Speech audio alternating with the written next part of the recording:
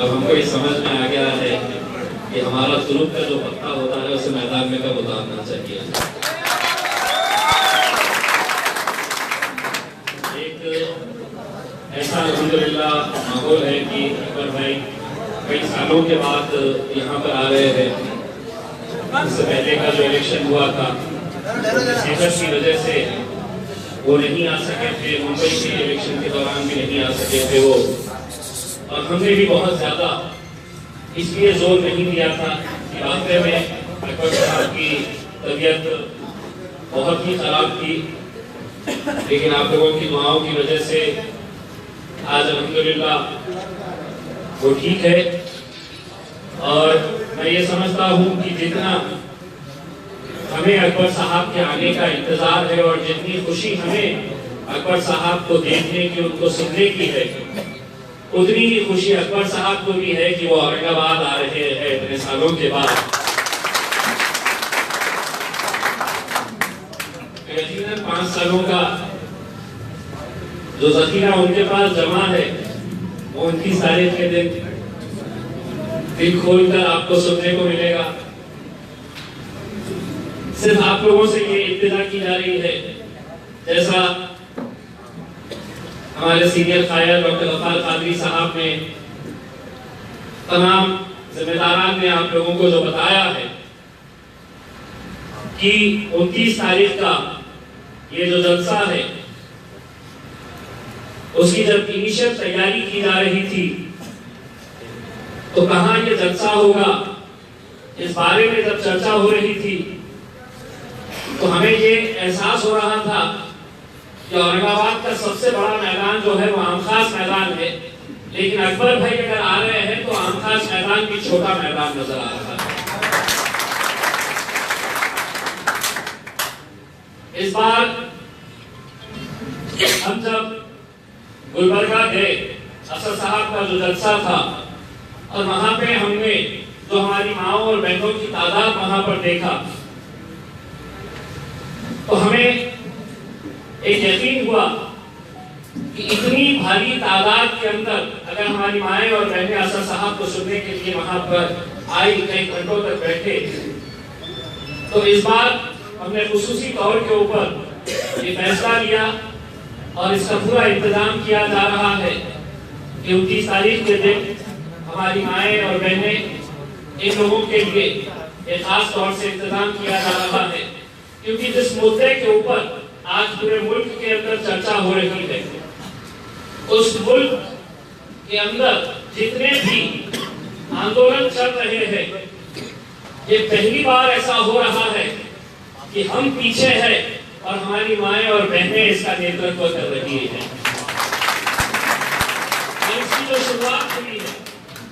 वो दिल्ली के शाहीन बाग से हुई है। वो शाहीन बाग जिसके बारे में कहा गया था कि तुम ऐसा बटन दबाओ कि करंट वहां पे लगेगा, ऐसा लोगों ने दबाए कि उनको ही करंट लग गया। तो बहुत सारे लोग, पूरा मीडिया इंतजार कर रहा है कि अकबर साहब आएंगे और यहाँ पर इंशाअल्लाह उनका जो जलसा होगा वो बहुत ही कामयाब होगा। ये हमें इस बात का पूरा यकीन है, क्योंकि मुझे मालूम है कि नौजवानों की अगर सबसे पहली पसंद कोई है तो वो अकबर अवैसी साहब है। उनके लिए जो दीवानगी है आप लोगों की, वही दीवानगी को देखते हुए अकबर साहब ने ये तय किया था कि मैं औरंगाबाद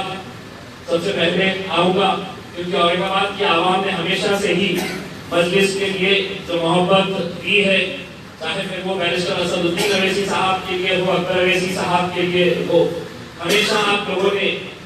मजलिस को एक ऐसे मुकाम के ऊपर लेकर आके यहाँ पर खड़ा किया है कि आज असद साहब को इस बात का फख्र होता है कि अगर मेरा हैदराबाद है तो वहीं मेरा औरंगाबाद भी मेरा